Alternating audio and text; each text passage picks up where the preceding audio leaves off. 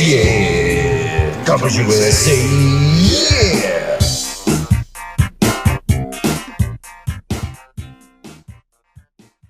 This is Car Bros Podcast episode 63. The Big 6-3. Otherwise known as the Big 6-3. Quarantine special. Coming to you from quarantine still, which is totally sweet. Mm-hmm. Welcome back. This is the format for the foreseeable future still. I'm not sure. Hopefully for not too much longer, but yeah, we don't know what the deal is. Mm-hmm. It's easier for us. Yeah, That's true. I mean, it's hard to complain. Except for the occasional 3-year-old busting in. Yeah. Yeah, except for that.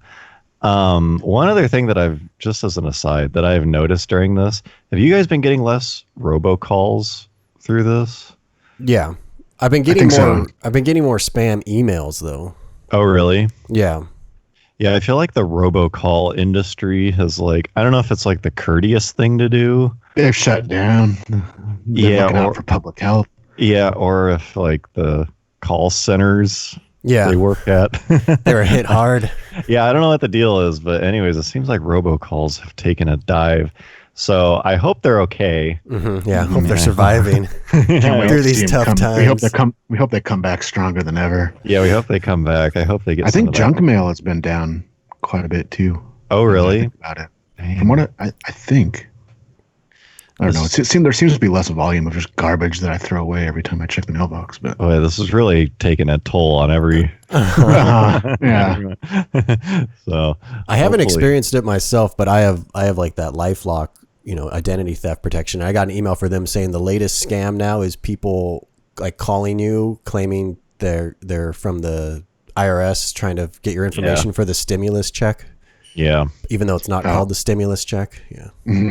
yeah, it's called yeah, Trump books. Yeah. yeah. It's kind of sad. You know how normal we are by how many people are trying to scam you. So I guess if there's still some going, that's a good sign. Because of this new format, we post the topics, some of them that we're going to talk about ahead of time, on our Patreon. By the way, we have a Patreon, and that is where most of our funding comes from at this point, other than the Kickstarter stuff that we do. So if you're interested in becoming a patron, check out the link in the description below, or Google Carbro's Patreon. We post some of the topics ahead of time and let people kind of comment on them or just ask unrelated questions to make up for the lack of live audience interaction. And so far it's been working pretty well. So it's a vocal group, the patrons. So if you want to get in there and help shape the podcast, please do. Yeah, speaking of that, Keith Bruner from Patreon, he chimed Sup, in, Keith? and he just wanted to get an update on the Jack Diamond project. He says, I know filming will be a long way off, but he's excited to see what we come up with. So this is, to answer your question, we're still working on writing it, basically. I was actually just thinking the other day, like, we actually got, like, if we had, like, scheduled that thing to end, like, a couple weeks later, like, we might have been fucked. Oh, yeah. Or it would have ended harder. It's true. Or people It would have been different nonetheless. But, like, didn't that ended, what, like, 5 days before all this shit went down? Probably, basically? yeah, it was right around then, yeah. Yeah, I would imagine that there are a lot of people who either timed things extremely well or extremely poorly. Really badly, yeah. Yeah, there's probably one extreme or the other. But he's bringing up something that's kind of a question that we just sort of assumed we knew the answer to, and that was that we don't really post that much stuff along the way as we work on projects, even on Patreon, because in my personal view, I like things to be just a total surprise. Like, I don't really like giving away the plot. Like, I don't watch the trailer to movies ahead of time or like any of that stuff. But I'm not sure if people want more of that or less. I don't know if that's a rare view. So I don't really know how to answer his question. Hype dealer. I don't want to be like, here's the plot of the 3 episodes that we came up. Like if people like those kind of teasers or what. We have like quite a bit of it figured out, I think, at this point. But we still come up with stuff randomly. Like they'll just come to us, and we kind of add it to the ever circulating potential ideas. I'm sure all of them won't make it in there, but it's continuing to grow. Yeah, I think to answer your question, Keith, we'll probably come up with some kind of teaser. I don't know. At some point. I guess I don't have a good answer. Yeah. I have been using some of this like extra downtime to catch up on like certain shows that, might inspire us or kind of give us an idea of like where to go with it. Namely The Office. Yeah, like now that, I'd seen like bits and pieces of that show, but now that I've been like actually watching it all the way through, we don't want to like copy it, but there's definitely some kind of like that general feeling, I think, is a pretty good way to say it. Oh, we're definitely going to copy it. Yeah, same gags. It's coming along. We don't have anything like meaningful to show you yet. Maybe that's the answer. Yeah, and as far as filming it, I'm hoping that would be something we can do like relatively quick once they stop making like going out illegal, basically. Yeah. It's not like that requires, 100 people or anything like that. So it should be, even, once we do it, it's going to be a relatively small scale, I think. So I don't think we should be put off that long in terms of actually filming it. Uh-huh. Yeah. 2020 still. It's the year to get stuff done, folks. Yeah. Top Gun. Do you remember when when was that? Like right after New Year? Yeah. 2020, man. Like this is the year. This is going to be the best year. He's like, you can always look back and tell people that you did it in 2020. Yeah. Well, it's funny to me, like, boy, this podcast is not about cars, but like, I wonder how many people are like, man, if I just had free time to do X, Y, Z, it's like, you don't even know what I do. It's like, yeah, it turns out that you just hang out at home. And like, you watch Great British Bake Off. You use social media even more than you used to. Yeah, it turns out it wasn't just a lack of free time that kept you from all those creative projects. Mm-hmm. So yeah, I still stand by my 2020 claim. One way or another, is a memorable year. Yeah, it's going down in the history books. It won't be forgotten. Yeah, no one's gonna forget 2020. Well, bringing it back to cars, Keith, as a second part, he also What's up, Keith? He also wants an update on each of our personal vehicles. He says, "How's the E39 doing? Is Garrett still enjoying the Type R? And does John still have the SRT8 and STI?" Yeah, you still enjoying the Type R? Yeah, how are you enjoying that Type R? It's been gone Garrett? since last fall. Yeah, I was gonna say, I guess Keith probably missed that episode. I'm sure the new owner is enjoying it, presumably. Yeah. So yeah, Garrett sold the Type R a long time ago. October, November. Year. So it's been 6 months or so. But yeah, and you replaced it with a Mustang GT 5.0. Mm-hmm. Yep. Yeah, that's what I have right now. I have my van, and that's about it. I've been kicking around the idea of getting something like cheap to hopefully make into a semi-track car that I don't have to drive every day, but we'll see. Yeah, like a Type R. Mm-hmm. Yeah. Do you miss that car? The Type R? Not real. Sometimes I do, but not enough to really want to get another one. Oh, really? I miss it. Yeah. Of everything you've ever owned, that's definitely my favorite. The one. Yeah, those things are pretty great. I still like them. I still want one. Yeah, it's still a really good car. Yeah. I still have both my cars. Mm-hmm. Because I'm not a little bitch. Yeah, I don't trade vehicles every 6 months. Yeah. Yeah, I don't really have any updates on mine except that I still love my E39 M5. Truly, that car is just wonderful. I hope I never have to sell that thing. That's kind of how I feel about that. And I like the 4Runner a lot too. I'm surprised how much I like that car for how boring it is. For essentially a Camry. It's a utilitarian vehicle. it's for a daily driver kind of beater. I really like that thing a lot. And during quarantine, I have been detailing it, like doing stupid. I mean, I've kind of been getting into detailing anyways, just because it's fun. I find it therapeutic because it's so detail oriented, like detailing paint, and I have a orbital and like buffing stuff. And last or 2 podcasts ago, I was talking about I bought a glass polishing compound and a specific pad for my DA.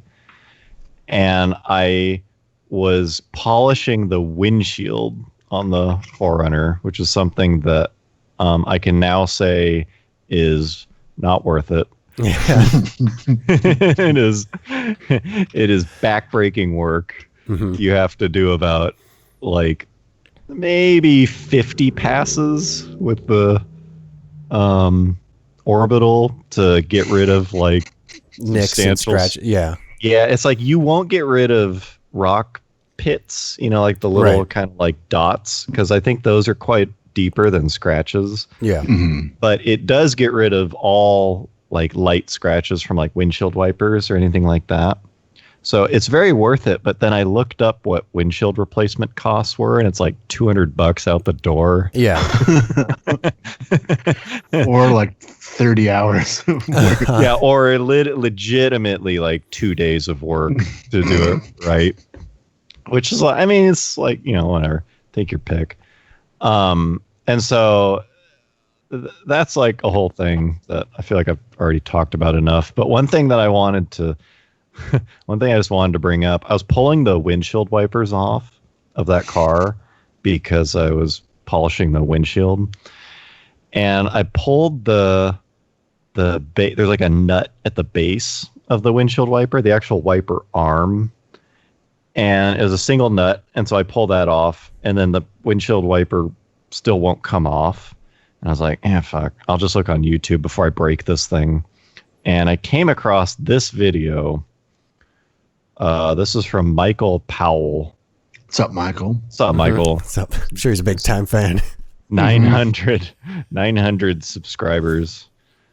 And so I'm sitting, this is a situation we've talked about before. I'm sitting in my garage, like work gloves on with my phone, wearing a like respirator because I'm buffing something.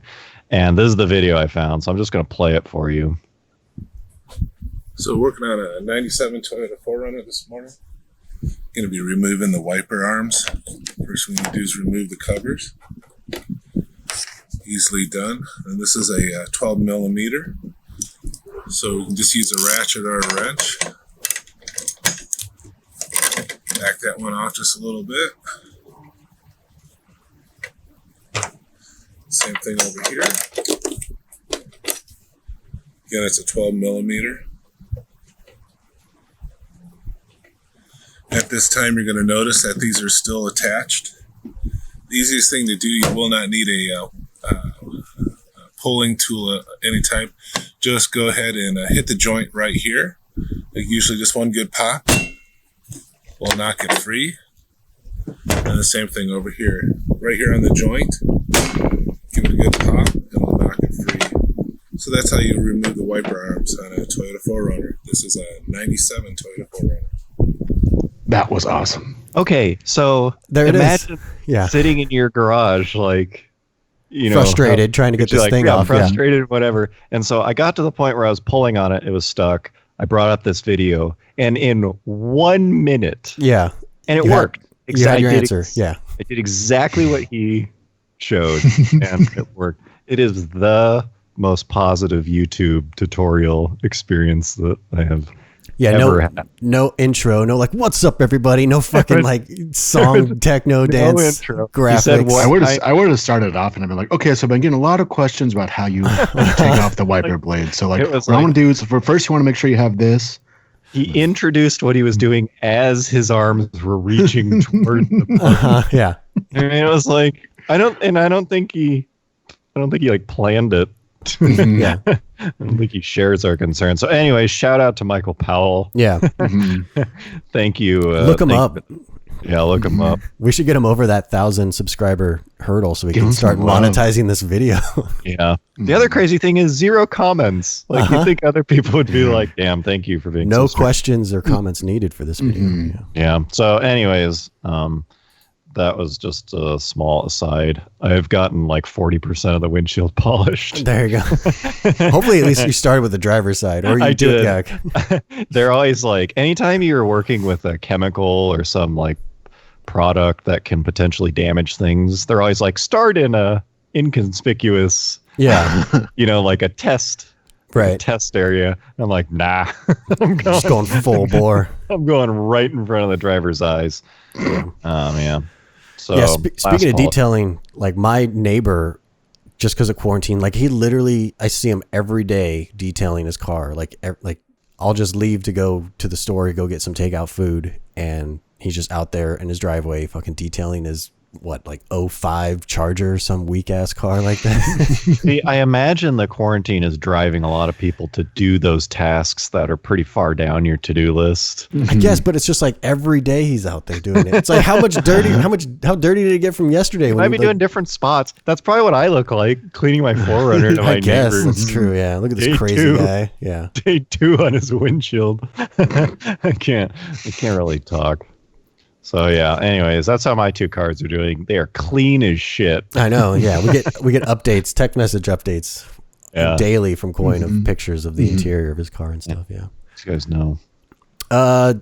Moving to me, I still have the Jeep SRT, which recently Garrett did a little photo shoot, quick article for his. Oh yeah, that's right. For his About the work, tires. because it has some Nitto tires on it. So or Nitto, sorry, not Nitto. But so there's that, and I do have the STI, and actually I took it out of the garage for like the first time in like 6 months yesterday. I actually started it up and drove it out around this block a couple times to get it How's rolling. that?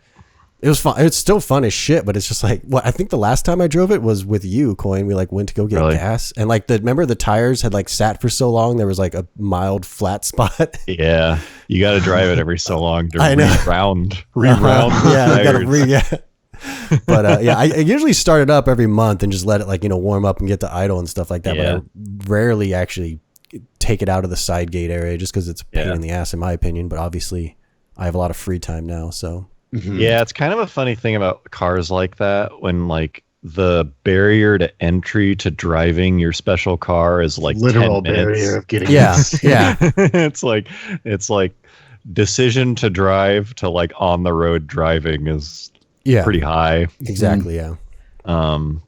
That can slow things down. It's like, I'm going to take it to go get milk. It's like, do I want to turn this trip? But this isn't a car. This is not a car you go to take milk, like with the freaking extreme bucket seats and 6-point harnesses. Yeah. That's what I mean. I mean, it could be. I take the M5 on trips like that. It's like perfect. Yes. Because that is a fully functioning road vehicle. You did that, bro. I know, but I didn't intend it to be a daily driver anymore. Bro, in his defense, he goes to the track like every other weekend. It's true, yeah. Track rat over here. You gotta. How many track days have you taken it to? What, 2? I think it's 3. 2 or 3. It's been a while. It's been at least a year since I've been to one, though. We were gonna go. Yeah. I don't know. We were going to go to that autocross, but that got canceled. So shocking. I know. Well, 2022, we can get back out there. Yeah. Once things calm down, open up the big parking lots. Okay. Here is a topic that I don't really know why I put on here, but I did. And the name of that topic is Pep Boys. Really broad topic.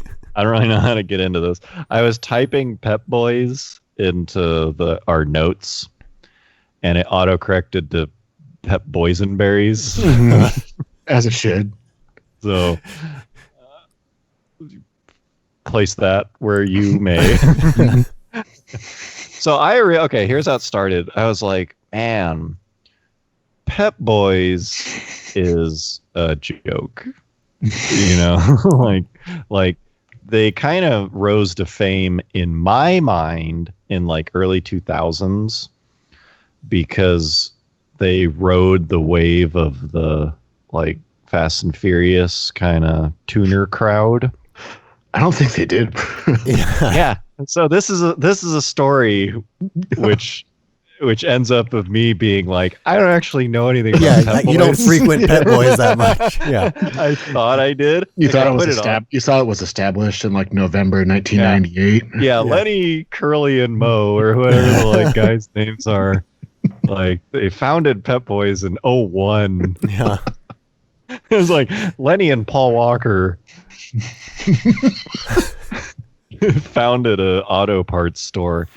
And so, okay, so here's the arc. Like it started as me being like, boy, Pep Boys, they totally could have ended up being like Moon or like Summit or something where it's like kind of a respectable, like performance oriented shop. Yeah, like Flowmaster or something, just like kind of like a brand like that. But instead they're just like, if you told someone like, oh, that's like a sick car, like what does it have? You're like, it's got like Pep Boys intake. People be like, what the fuck? Like Pep Boys intake. And so in my mind it was like, this brand's like kind of a joke.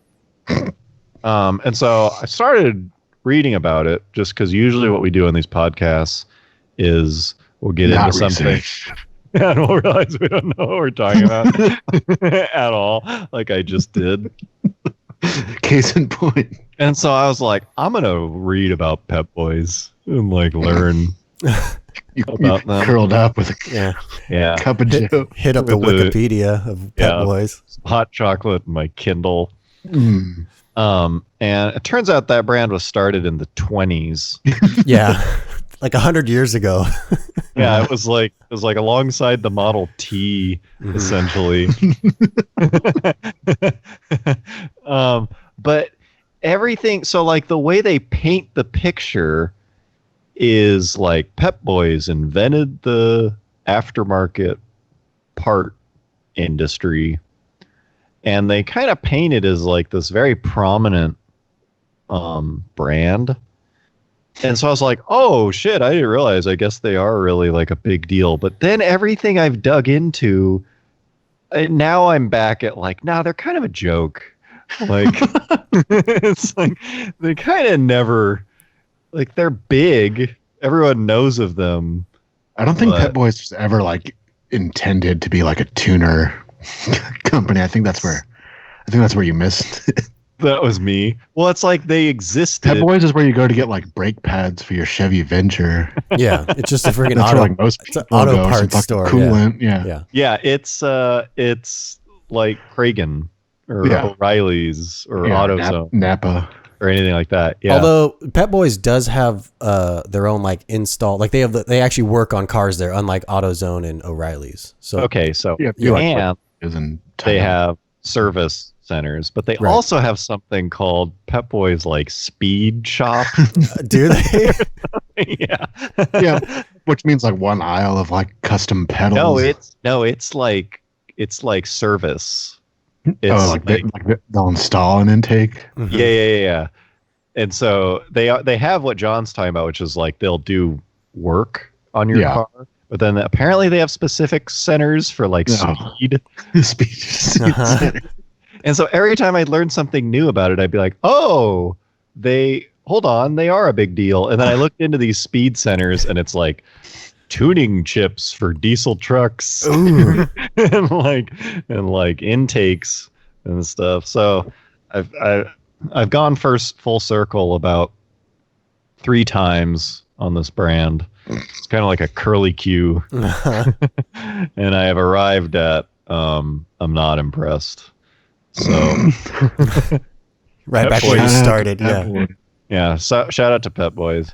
I mean, I think they, unlike Kragen and AutoZone and all those, they do carry some parts like aftermarket, kind of low end. Okay, I'm looking at their website right now. They have a sweet logo. Yeah, it's like some checkered flags. It's like that's what I mean. It's like it could have. They've got the groundwork to be. They have the infrastructure in place. Yeah, they have the infrastructure to be kind of a like followed brand. But I think it sounds like it's just this big like corporate entity with a sweet name and logo, and a lot of shattered dreams. Yeah. So that's the history of Pet Boys. There it is. The Cliff Notes, yeah. Ben Long wrote in on Patreon, just like you can if you're a Patreon member, and he says, What's up, Ben?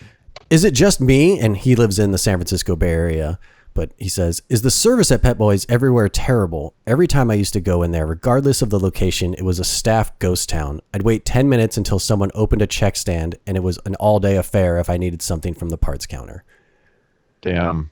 So Ben's mistake is going to Pet Boys. He just admitted he shops at Pet Boys.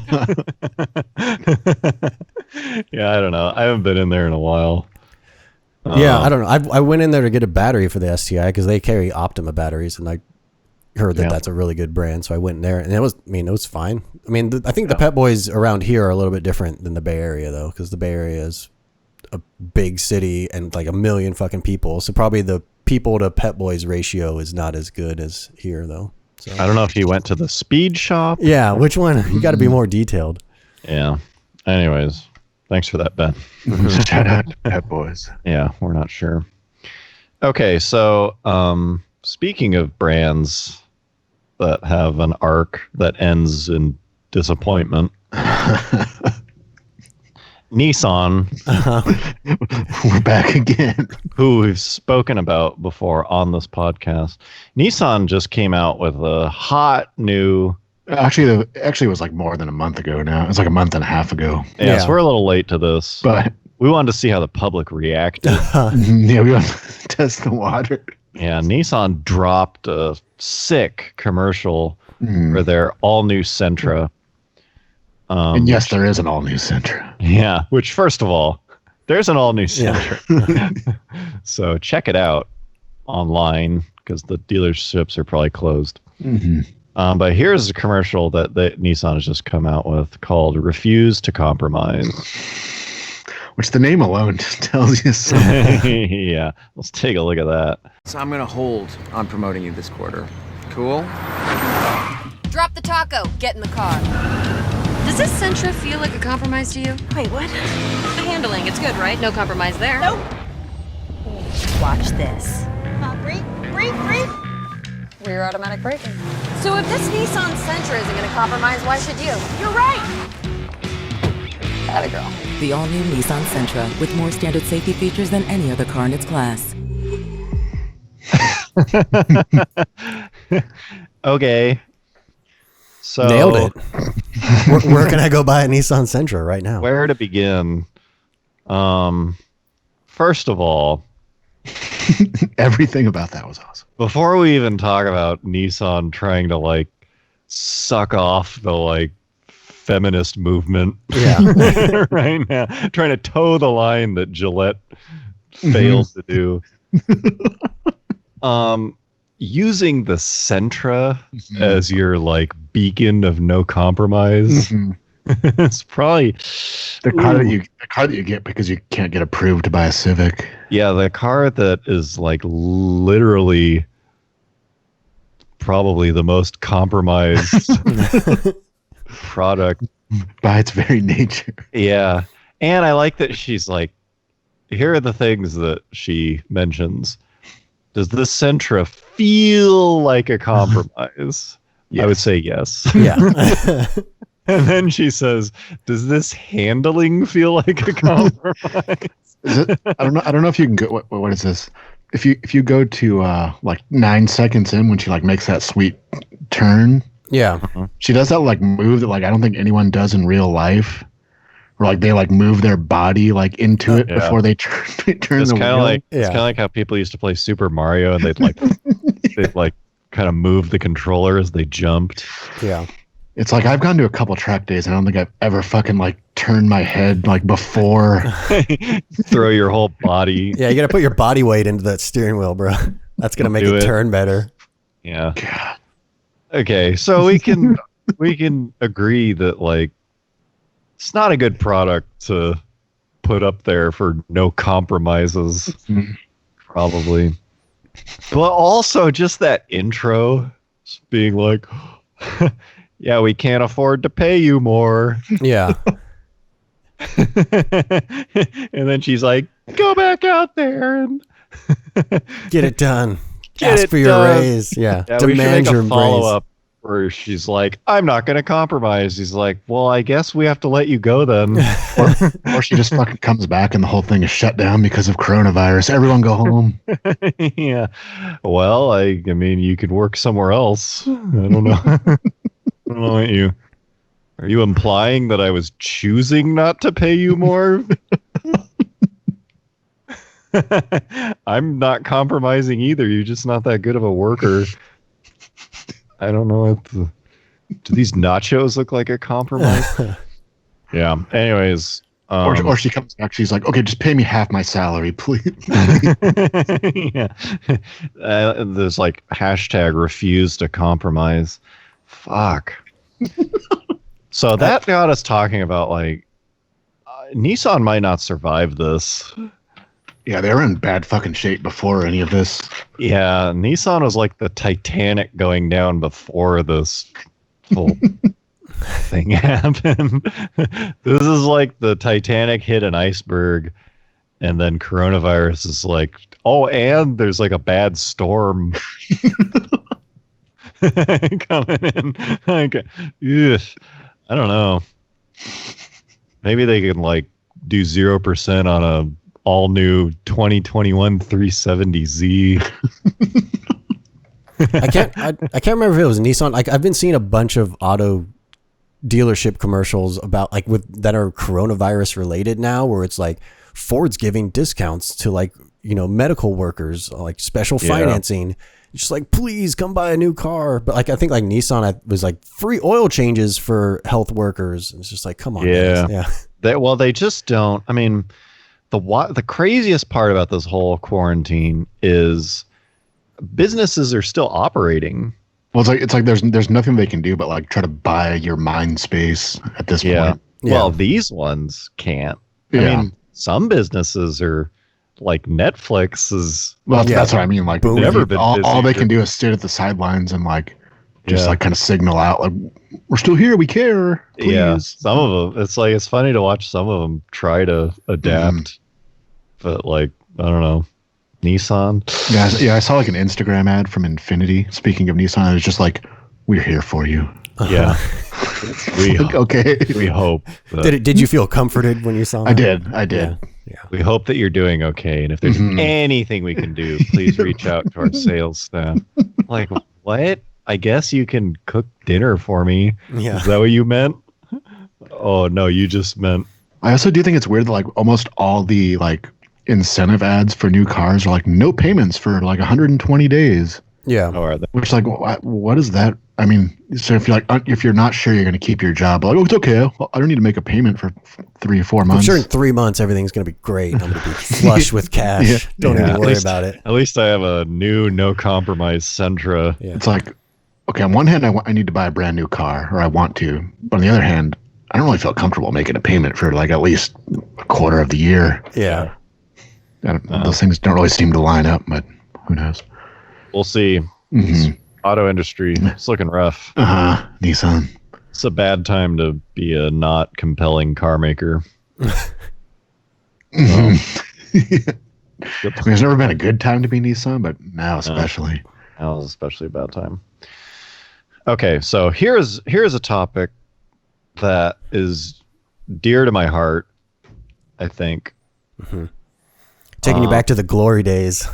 Yeah, but I didn't really think it out very well. And so I just threw it up on the list. And that topic is VTEC. VTEC.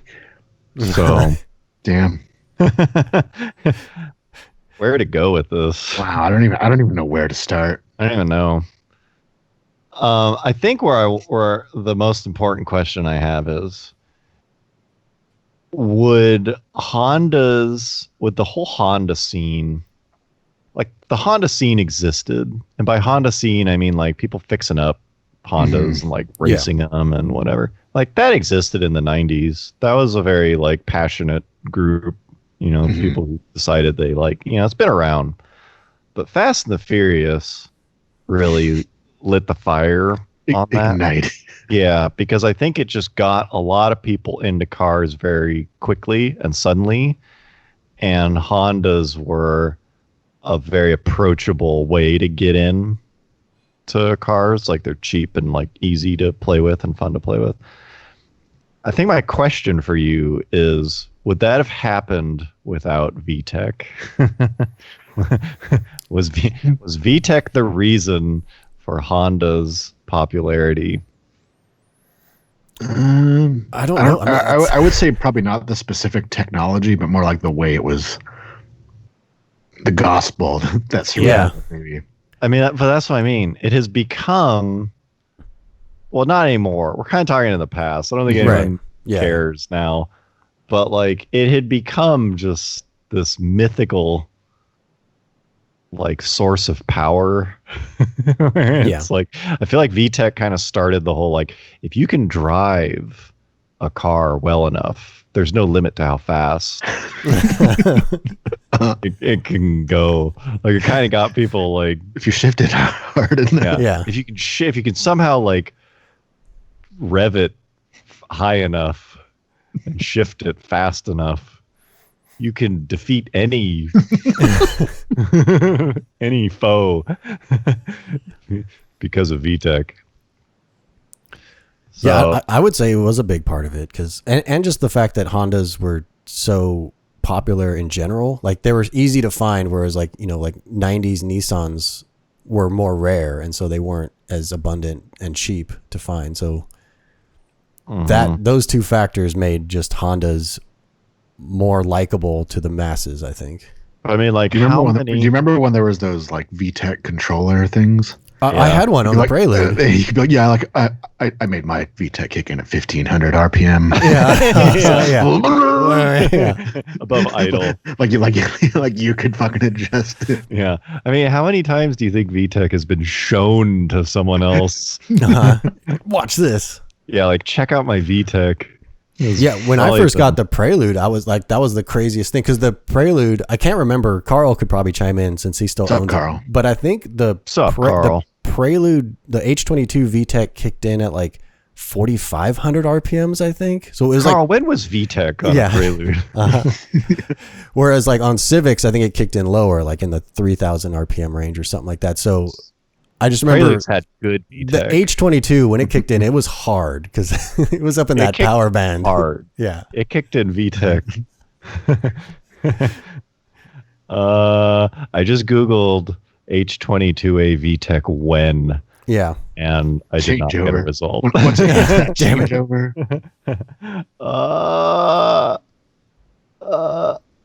No. Engagement point. I wanted Google to just like answer it. Yeah, you know how you'll be like, when was Michael Jackson born? And just have a date. I wanted it to pretty much every engine has variable valve timing now, right? Yeah. See, very few of them have variable valve lift. Mm-hmm. That's what VTEC really was. The sensation. Yeah, that was. I mean, it is cool. It's a cool technology. It's just like. But that's what I mean. Like you could actually like quote unquote feel it on those cars, but not on most of the other cars that have it. Because it's not. It's two. You have a choice of two lifts, whereas most of the variable valve timing is close to infinite. And so it'll just sort of change the, it'll just like change the profile of the engine power. But VTEC was a different lift at a single point. And so it would put people, I don't know.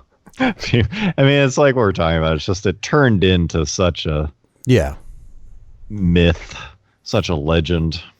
So I just looked it up. So stock H22s kicked in at 5,200 RPMs, which that's what I meant. Close. Yeah, it was high, but the popular tune is to kick it down to 45 to 47. Oh, damn! So that's probably what I did with my VTEC controller. Yeah. There's some hidden power down there. Yeah, you're missing out.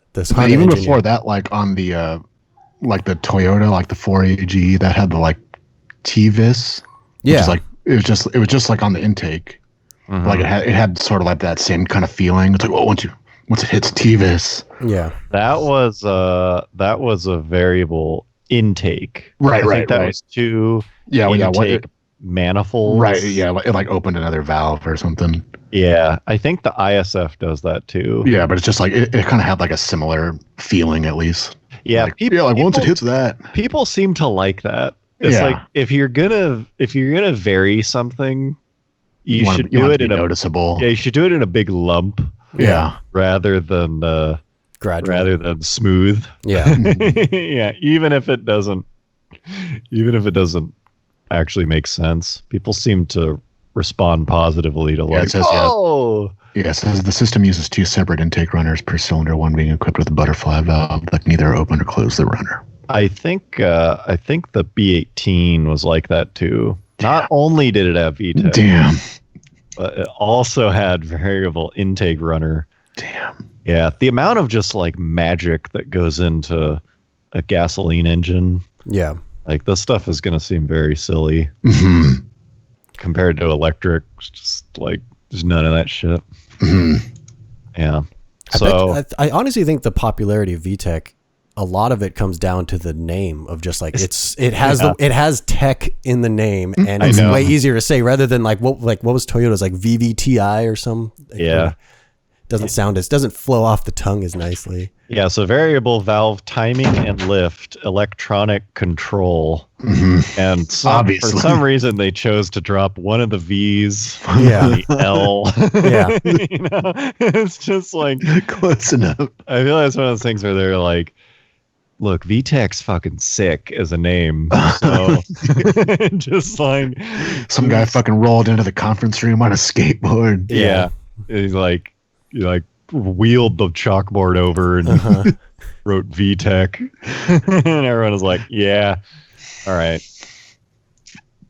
it's better than Vivitel." Yeah, exactly. What could have been? Yeah, like if Toyota had done like R-Tech for their intake runner, it probably would have been a thing. Yeah. Some like variable turbo on the MR2. Damn, 3-stage VTEC. Yeah, I'm reading this article. And VTEC and stuff. Damn. Yeah, like that's as much a marketing win. They should just have EVTech for whatever electric stuff. It just has nothing to do with it. It's just called EVTech. Dude, if they don't, it's a missed opportunity. I'm just gonna say that now. If Honda comes out with some electric cars that are sporty and don't have EVTech, they're leaving money on the table. Just put it that way. Like the like whine gets louder when this baby gets above 10,000 RPM. That's when the second battery kicks in. Yeah. No. Anyways, Get that changeover. shout out to VTEC. Yeah. I think we're gonna have to come back to that one. I feel like we haven't. We need a part 2. Yeah. Yeah. Speaking of VTEC, so again from Keith Bruner, it's a very Keith? heavy Keith episode. He asks, what made the Honda Del Sol unsuccessful? Small, lightweight, convertible with Honda reliability plus VTEC. Was front-wheel drive and a leaky target top enough to keep it from becoming a true Miata competitor? Okay. First and foremost, it looks weak as hell. It's a little girly on the feminine girly side, I would say, yeah. And I think that covers it. I think the problem is it's kind of like compromised, but it doesn't really have like it's no different than a Civic. Yeah. Underneath, so like you might as well just get you might as well just get the practical one if you're gonna have that, I think. Dude, if the Del Sol had been mid-engine, if it was like a mini NSX, that thing would have flown off the shelves. Yeah, just the same engine, but just on the other side of the car. Yeah, all they had to do was make it do what it looked like. Here, the fucking front to the back. Yeah. Yeah, just stretch the chassis like 3 inches. Seriously, the Del Same Sol. engine, same transmission. Yeah, just change nothing, but make it a NSX with a 4-cylinder. That thing would have been, no question, highly successful. But now it's like, why would you pick that over a Civic? I don't know. You're kind of talking about like Honda Beat then, like a bigger Honda Beat. Was that mid-engine? Yeah. But it was like a fucking tiny ass. Was it? I can't remember if it's a 3-cylinder or not. I think it might be. Yeah, I would say But it was just a tiny car. a Del Sol size Honda Beat. Yeah, the Honda Beat had a 656cc 3-cylinder. Yeah, so Beat formula applied to Del Sol. Yeah. But still Targa top. Mm-hmm. I think that would have gotten it. But now it's like I don't think those are ever gonna be. It's not like Del Sol's the next. And it even felt like back in the day when like Hondas were really big, like no one really like got a Del Sol because they wanted it. Yeah. Which is like, I found one. Yeah, it's like, well, I wanted a GSR, but I got a Del Sol. V16. Yeah. Yeah, even CRX people kind of like chose. Yeah. Those Del Sol, meh. Too weird. Mm-hmm. Too funky. Okay, moving on. Cadillac. Mm-hmm. CT5, the CTS, which before this moment, or like 20 minutes ago, Mm-hmm. I didn't realize the CTS was gone. No. Which I'll get to that in a second. has been replaced by the CT5. Is that true? That's the replacement for it? I think so. And then the ATS, I think, was replaced by the CT4. Okay. I think. So, first of all, just replacing something called CTS with CT5, Yeah. which just looks like someone did like a bad handwriting to typing, like typo. Like, did you mean S? Yeah. Because a 5 kind of looks like an S. It's like the elite version. Yeah. Yeah. Did you like fuck that up?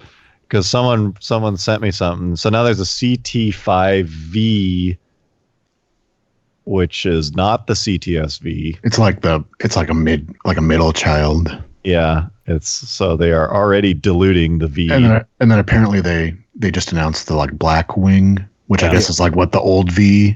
So it is the new CTS-V is called a CTS-V Blackwing. A CT5-V. Yeah. Sorry, CT5. Yeah. But we're not sure if it's real. It's just a teaser. No. They confirmed that they're Yeah, doing it. it's an it official is teaser. happening. Yeah. Okay. They said that they're both gonna have sticks, which is cool. Blackwing. Yeah. So anyway, CT5-V, maybe we can put a picture of it here. Teaser. Basically sounds like an evolution of the old CTS-V, but it does come with a stick, which I think I like. Yeah. They still haven't even confirmed like how much power or what kind of engine it's going to have, but everyone says it'll be another like a variant of the supercharged. Oh, they didn't confirm that. I thought it was just going to be what is that? LT5? Yeah, whatever's in like the ZL1. That seems like a pretty sweet motor. I assume that's what it's going to be. I think that's the assumption. The old CTS-V is pretty awesome. Yeah. I don't know if those will ever get cheap, but those really do it for me. Yeah, they're pretty sweet. Stick ones are hard to find.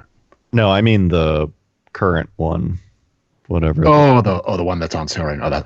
I forgot that thing even existed. Yeah, those are awesome. I don't don't the know. one that what's his name, Hunter? Yeah, Hunter Swift had one. Yeah, what's up, Hunter? No, the ones before that. I mean, they've all been okay. I guess I like the ones before that. I think I'd rather have a Camaro ZL1. I don't know. I've always disliked the way the coupes look, but the sedan is cool. Yeah, I like them. CTS-V is a solid product. Yeah, but the thing is, like, I don't know why Cadillac. I mean, like, they're not the only brand. Like, I don't know where these decisions come. Where it's like, okay, we're gonna like rename everything we have. Yeah. Yeah. Just What the rebrand fuck everything. is the point of that? Like, Okay, we especially established this name. especially when the name is only like kind of established. Yeah. Like it doesn't like Infinity. Like, okay, the G37 is now like the Q something. We're going Yeah. straight Q, boys. Yeah. It's like where does that come from? Like, what do they think that's going to accomplish besides just fucking confusing everyone? Yeah, I think here's my guess is it's one of two things. Well, it's really just one thing. It is some product manager somewhere going like, it's time for a clean slate. Like, Forget about what you used to know about it. it's time to reinvent it. And it's like internally, it's like Project Clean Slate. Yeah. And it's just like, it's sold as this, like, we're fucking going for it, boys. And it's this, like it's a new upper decade. management circle jerk. Yeah. Where they're like, forget the issues of the past. And there's like all these PowerPoints about like Cadillac, and then like an arrow slotting it in between Benz and Audi. Yeah, it's gonna be like young and hip just and like, flashy. we're gonna go for it. Same with like the Q thing. Yeah. And they're like, yeah, and they're all high-fiving and shit. And then it's like, oh, right. They go to implement it, and it's like, oh, we didn't fix any of the issues with our company. And they have to, and now we have to explain to people, like, okay, so the CTS is now the CT5. Well, if they actually executed on something where it's like, Infinity's going Q with everything, and they're way different. It's like a brand new company. And the world pauses what it's doing and turns to look at these brand new. They're so different from the old Infinity. they needed a new name. These aren't anything you've seen before. Some of them are literally the exact same car. But instead, not even a new model. Like, it's like in 2014, the G37 became whatever. Yeah. Instead, what they do, because they fumble the fucking ball, like, oh, actually, it's just a G37. We actually didn't pull any of that shit we thought we were going to do off. So my guess is it's a management problem. All this shit is management. It's always management, because there's no way there was any like lower level. Boy, I really wish they'd rename all of our models. It seems weird because like back in like the 70s and 80s, it was like, if a car had a bunch of numbers or letters in his name, it was usually meant like it's sporty. It was like you had like a Pontiac Catalina or a Pontiac like GTO, or like a Fiat X19 or something. Right. But then at some point they just said like every car is just going to be letters and numbers. Yeah. Yeah. Which is weird to me, but. Yeah, I think I guess the Japanese do a pretty good job. Like Civic is still there. Right. And like Camry. Just Honda does that. Mazda is a bunch of letters and numbers. I just mean the ones who like haven't retooled their entire like image and lineup. I think it's just Honda and Toyota. Just a Honda and Toyota then, yeah. Maybe Nissan is still going. Yeah. But the Americans, it seems like every decade they try to like level up. Honestly, I mean, even the European stuff still confuses me, even though they've been doing that for a while. Like, I have a Mercedes C230. Right. I have the C300. Oh, okay. Yeah, it's confusing, but at least they're consistent. Right. Except kind of not. Like, I don't know. 3 Series. I don't know. Now we have a 4 Series GT. Yeah, BMW kind of fell off there. So I don't know what is driving that, but I can assure you the lack of execution is management's fault. Or even like Audi, it's like, okay, we have the A7 and the SQ7 and the RSQ7. And, right. Yeah. I don't know. Yeah. Just fucking call stuff like Eldorado. Yeah. Yeah. Honda and Toyota are probably the only two that haven't buckled. And the Civic is still a Civic. At least it was like Toyota had the Camry, and then we have like the MR2, which is like it's a sports car. It's the MR2. Right. Yeah. Yeah. Bring that back. So, anyways, Cadillac. We'll see. At least they haven't given up. That's the good.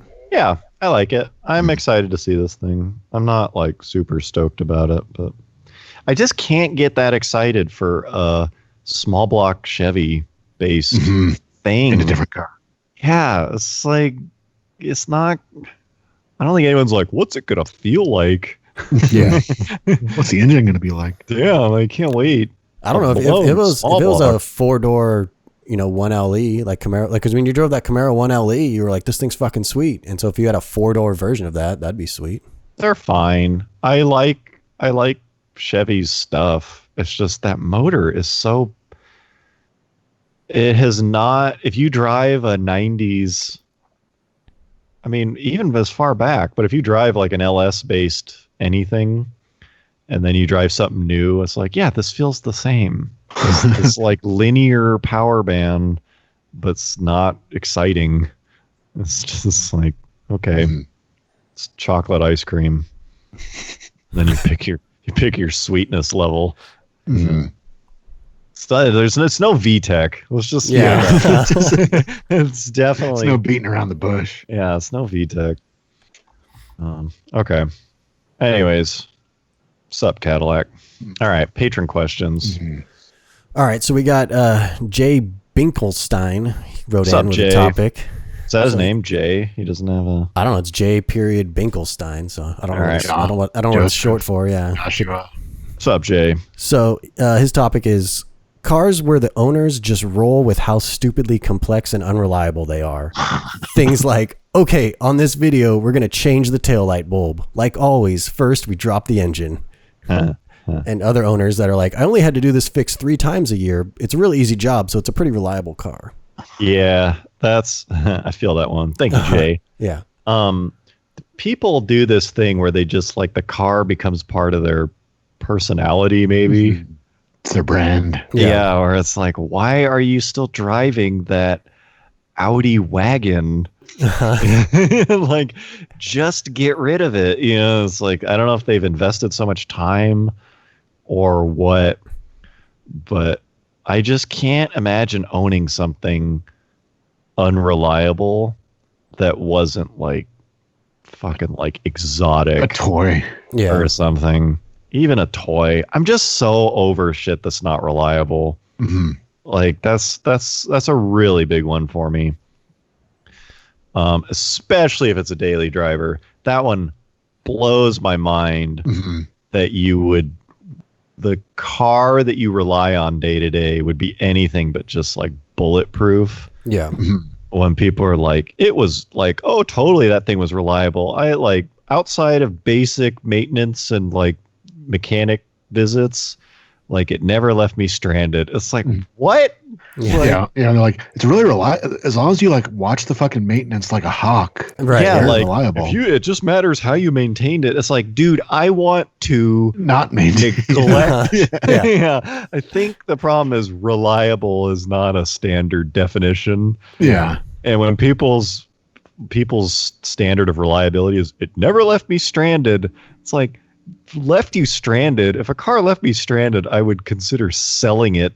Like that's not unreliable. That's It's like I said, like not if worth you just jog 12 miles every day and then inject yourself with vitamin C, you'll never catch a cold. Yeah. Yeah. It's like if I'm gonna daily drive that thing, I want to treat it like a blender or something. It's just like this thing that needs to work. I'm not even gonna maintain it. I'm not even gonna. I want to change the oil and that's it. I don't care what else it's telling me to do. I'm not going to do it. Or you can get an electric car and not even have to do that. Yeah, well, that's why I think electric cars are going to, it's like they're so inevitably going to take over. Because like nobody gives a shit about maintaining Yeah. a car. It's just supposed to work. Check the So tank. yeah, I don't know. When people are like, yeah, they're fine. Like I drove a whatever, like BMW station wagon. And like we kept on top of the maintenance and it served us well. It's like dude, like as long as you find one that has complete service records going back to day one, you should be fine. So change oil every 3,000 miles on the dot. And then you continue. Well, that's what I mean. It's like oil's fine, but if it's just like, yeah, you just got to catch that stuff. The belt tensioners, Like the rear subframe rips out, but if you just keep an eye on it, you'll be fine. and detonate. It's like I want to drive something that's so reliable that by the time I get rid of it, I'm just so sick of looking at it. And like the Civic I used to have, I'd open the hood on that thing and it would be like, Yeah. like the Leaves and Opening up a stuff. coffin after like 10 years. like the weather stripping around the hood had like fused with the fenders because I hadn't opened it in so long. And I'd be like, "Oh, right, that's what the motor looks like." Like I don't want to think about this thing. So yeah, I don't know. I feel Jay's comment. Yeah. When people are like, "Oh, if you do your own work, they're fine, but you could never own one." Like, dude. If you do your own work and have a shitload of time on your hands, it's no As long problem. as you have a lift. Yeah. It's like, It's man, easy. I just won't do it. All right, so next up, we got Fleming Flemingson again. What's up, Fleming? He's sending a lengthy one. So bear with me. We're gridded. Here's something fresh off the sizzling brake rotor, post-race moves. That's what he wants to talk about. So you and an affable stranger come across each other, did a couple of pulls, had a bit of fun, etc. What do you do after the fun is over? You can't just go back to cruising along next to him, or especially pull up next to him at a light. I feel like the best move is to turn off or to take the first exit you see. Maybe take a slightly alternate route. What if you were driving on Interstate 5 in the Central Valley? You may come across each other for the next 500 miles. That would make it for an extremely awkward journey. Do you guys agree, or am I just going insane? This is like diary of someone with social anxiety. Yeah. I see where it's coming from. I do feel him. I think what he's talking about, it's kind of the same thing as like, say, like if you're like at the store or wherever at an event, and you see someone that you know, Yeah. and you like, talk with them for a minute or two. You're like, oh, hey, how's it going? Blah, blah, blah. And then like you see him again, like 20 minutes later. Yeah. Hey. And you're just like, Still? oh, yeah, you're still here. Hey. Oh yeah. Oh, these cars. Yeah. I assume that's what, it's kind of the same feeling as that. Yeah. Sometimes like in a situation that he's talking about, you like punch it next to someone.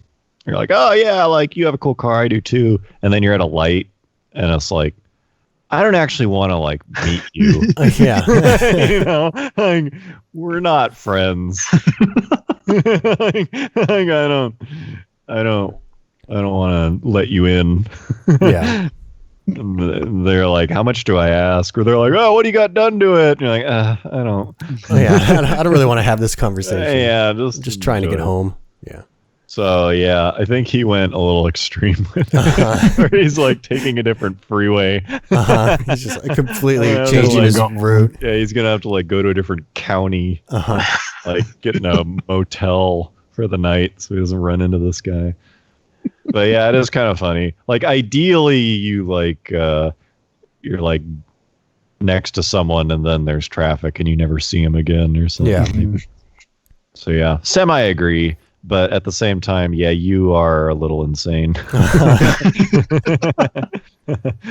I hope I run into you on the street because I'm gonna try to talk to you a bunch, make it awkward. Fleming, Just follow him when he tries to pull off. Yeah, In a way, that's sort of like if you like ever sell a car to someone, Yeah. yeah. like you never want to fucking see that person again. Right. I sometimes I still maybe every I don't know. Every once in a while, like when I sold one of my 510s, like years later, he sent me an email and he was like, hey, like still got it, like da-da-da. He'd like totally painted it and it was way different. I thought that was kind of cool. I mean, yeah, that's fine. They like check in on you like on purpose. But I mean, like if you sell a car and then like, I wanted to ask you the blah, blah, blah, blah. Oh yeah. Yeah. Like occasionally they'll just like keep those. Yeah. Yeah, you want to like disappear after the transaction. Is Yeah. you basically want to like block their number, like drive off with their money. It's your problem now. After I sold the Civic wagon that we used in Gymkhana, like I saw it driving like a few weeks later, a month later. Really? Just like the guy just like commuting in it. Yeah, it's his life. It's like, oh, there's that car. Picturing all the donuts we did in it like 2 weeks before. Yeah. Oh, it's Damn sweet. it. Fuck yeah. Yeah. Yeah. All right. So last up from Keith Bruner again. What's up, Keith? He What's up, says, Keith? I think you guys should start a semi-ironic head-to-head segment where you compare two kind of forgotten/quirky cars from a particular era. His examples are Cobalt SS versus Dodge Neon SRT4, a Nissan Leaf versus a Mitsubishi MIEV, the Pontiac Aztek versus the Isuzu Vehicross, etc. Mm-hmm. You could argue both sides and pick a favorite. Agreed. Yeah, that's a good idea. Dope. I'd love to do a head-to-head with a Leaf and that stupid Mitsubishi thing. Yeah, thing. So we have batted around the idea of a Top Gear-esque show where that doesn't suck. Yeah, there's a total window to make a new kind of Top Gear because the guys who do real Top Gear, Clarkson and the original, the original trio, they're getting old. It's like you can tell they're kind of sick of it. Yeah. Mm-hmm. And like they're just kind of done. They're on their way out. I like them, but they're ready to be done. Mm-hmm. But then there's still Top Gear. There's BBC Various Top Gear, and then there's US Top Gear, and they're all bad. Like none of them are good. It's like this very forced formula. Like, all right, you three guys are friends. Buddies. And we got the jokester, we got the serious one. They'll be like, this one's the funny one. Oh, Tommy. Yeah. And so it's like there's totally room to make something that not replaces, but sort of, in that carries spirit, the torch, carries it on. Yeah. And so we have batted around that idea, and we may have a go at that actually it'd be after Jack Diamond. Mm-hmm. Once Jack Diamond takes off and goes to the moon. Yeah, once Jack Diamond. I mean, we'll see, but it would be the same kind of thing. I think we could make like 2 or 3 kind of episodes of something like that and show it off. But yeah, it just takes money. That's the thing. And more than, maybe a Kickstarter, but it needs more than a Kickstarter. And so it'd have to be something that had some like corporate sponsorship or something. Mm-hmm. But I don't know. We'd have to toe the line. Get Pet Boys on board. Yeah, sponsored by Pet Boy, presented by Pet Boys. Mm-hmm. But yeah, there's a lot of room for stuff like that with the like comparison, or like you've got $3,000 to buy a whatever 90s sports car or something. Mm-hmm. So yeah, I'd love to do that. It's really just a budget thing at this point, but somewhere on our radar. Someday. Still a long ways out. Mm-hmm. Aztec versus V-Cross. So solid. That'd be sweet. Mm-hmm. Yeah. Okay. So there's a debate among the Cargos group. Mm-hmm.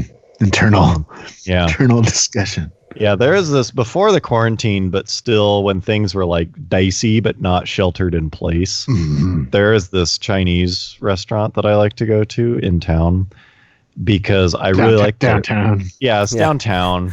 It's a little hole in the wall. It is. It's a hole in the wall place. Uh-huh. It's like not a lot of people know about it. There's only one. Locals only. Yeah. Yeah. It's family you go down owned. a dark alley. Yeah, you do. It's like the hidden city or whatever it is. There's like steamy Hong Kong. Yeah, steam coming out of doorways and stuff. Chickens. Yeah, like you go by a doorway and there's just a guy like looking at you. You just pass by. Yeah, there's a guy like making noodles or something. He has one eye. So there's this family-owned Chinese restaurant, and I really like their soup. They have really good soup. They make their own noodles, but they do like chicken soup and like beef soup and stuff. And it's really good and cheap. And I go there quite a bit for dine-in. But then they did this shelter-in-place thing, and all the restaurants are takeout only. And we were talking about, like, is there a worse to-go item than soup? Like, or anything like heavily based around soup? Yeah. Is there like a worse to-go experience than soup? So I've stopped going to this place. They're still open though. They're attempting to do? I think they're still open. I haven't been over there. Because I got takeout from them once in the past. They'll be like, well, they'll just be like, here's the like broth container. Yeah. It's this like plastic. Now you gotta take it home. You're just hoping the lid on that thing is very secure and doesn't fucking spill like all over your vehicle. Yeah. Yeah, they still put it in like a bag, like a to-go bag. Except you've just got like a 2-liter, like loosely lidded container of broth. Like, in your freshly detailed BMW. Yeah, and then you get home and like mix it or something. I don't know. It's pretty lame, but I like their soup. But yeah, I feel for all the places that do like ramen or I don't know, soup. It's pretty Sushi is up there too, and you don't really want to eat it 20 minutes after it's prepared. Yeah, sushi is kind of a dine-in thing. Anything that kind of like mushes together in a way that's not really made to be. Yeah, Yeah. or is very much dependent on the presentation. Yeah, or at it's like place. or it's like sushi is based on like the cool fish against like the warm rice or whatever. Yeah. Perfectly, they like torch it as they're bringing it out to you. Right. Yeah. Set it down sizzling. Fajitas or something. Yeah. I've seen a lot of restaurants around here now. They offer alcoholic drinks to go, like cocktails, Yes. and like that sounds fucking awful too. Yeah, it's pretty rad. Yeah, it'd be like a blended drink Yeah. to go mug or something. That'd be sweet, like going to a bar and getting like a takeout, like Coors Light. Yeah. I think you can. I think you can do $7.50, please. I think you do curbside delivery of drinks from bars. You can. It used to not be legal, but now it is. Yeah. During this. I'm not sure if that'll stay. Mm-mm. Yeah.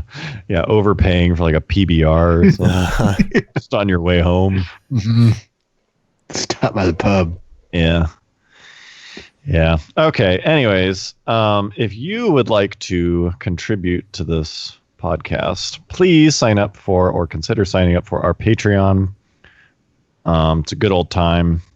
You can have further input on things like VTEC and Hot topics. social anxiety when cruising. I hope you guys enjoyed. We'll probably be back in 2 weeks. I think we're going to try to do a 2-a-month thing for the time being, since everyone's just chilling at home right now. Including us. Including us. We'll probably record another one tomorrow. Keep an eye out for updates on Patreon.